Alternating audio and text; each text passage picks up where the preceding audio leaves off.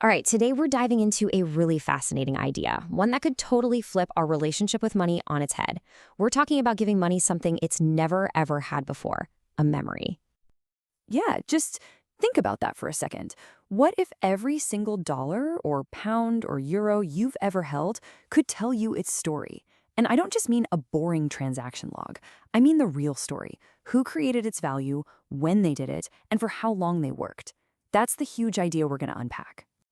Okay, so here's how we're going to break it all down. First, we'll talk about a problem called the siege of money. Then we'll introduce the solution, this thing called the counter, and what makes it tick, its three pillars. After that, we'll get into what money with memory really looks like, and finally, how it all connects to a totally new way of thinking about value. So, let's kick things off with the big problem. Right now, our entire financial world kind of treats money like it's just a static object, a simple, dumb tool. And this way of thinking, it actually puts our economy under what the source material for this calls a siege. And this siege, it's really built on just three things you can do with money. You can spend it, you can save it, or you can invest it. That's it. That's the whole game. The money we use today is just a neutral token. It has zero memory of where it came from, and that really, really limits the kind of value it can ever hope to represent. Okay, so if we're stuck in a siege, how in the world do we break out of it? Well, that brings us to the solution. It's a new conceptual tool, and it's designed to do just that. It's called the counter. Its full name is the Action Timestock Counter, or CETA for short. And its whole job is to record the, quote, physics of an economic action. What does that mean? Well, it means it's not just about the final transaction. No, it's about the action that created the value to begin with, and then embedding that crucial information right into the money itself. Look, the simplest way to get your head around this is to think of it like a stopwatch for economic action. It's that simple. Anytime someone creates value through an action, boom, this conceptual stopwatch clicks on and starts recording some really important stuff. So what exactly is this stopwatch recording? I mean, what's the data it's capturing? Well, all its power comes from three key pieces of information. You can think of them as the three pillars that give money its brand new memory. Okay, first up, it records who, the sovereign identity, the person or the group that actually did the thing. Second, it captures when.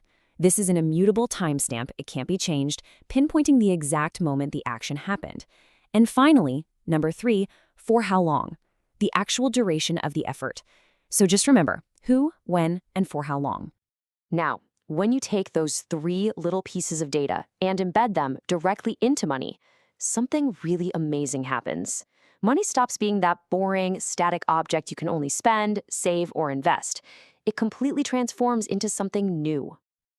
And you can really see the difference here. Over on one side, you've got the old world, static money. It's just a block of value. But then look at the other side.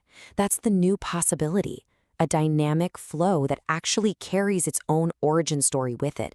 It knows where it came from. And this quote really nails it. It's about transforming money from a static object into a dynamic flow with memory. You see, it's a huge shift in how we even think about it. We're going from money as just a what, a thing, to a how and a why, a living record of what people actually did. But why? What's the point of all this? Why go to all the trouble of giving money a memory? Well, the whole goal is to capture a very specific kind of value that our current system is completely blind to. It's the value that vanishes into thin air the second it's turned into normal money. This elusive thing has a name, virgin surplus value, or CVP. Think of it as the raw, pure, unfiltered value that's created by a person's action at the very instant it happens. Before it gets all priced and packaged and turned into some boring financial asset. It's literally the spark of creation. And that's why the action time stock counter is so important. It acts as a bridge. It's the thing that connects the physical world of human action and effort to the abstract financial world of value. And in doing that, it makes the invisible visible. Okay, let's do a quick recap of everything we just covered. We started with the problem. Our current money is just a static object, stuck in a siege of only three actions. Then came the solution, the CETA, which breaks that siege by giving money a memory, recording the who, when, and duration. This totally transforms money into a dynamic flow, and the big payoff is that it lets us measure that virgin surplus value right at the moment of action. And all of this leaves us with a pretty mind-bending final question. If it's true, if every single human action has a real, measurable value the second it's created, what does that mean for the future? How will we measure things like progress or productivity, or maybe even a life well lived, when the very physics of our actions become a part of the economy? It's a lot to think about.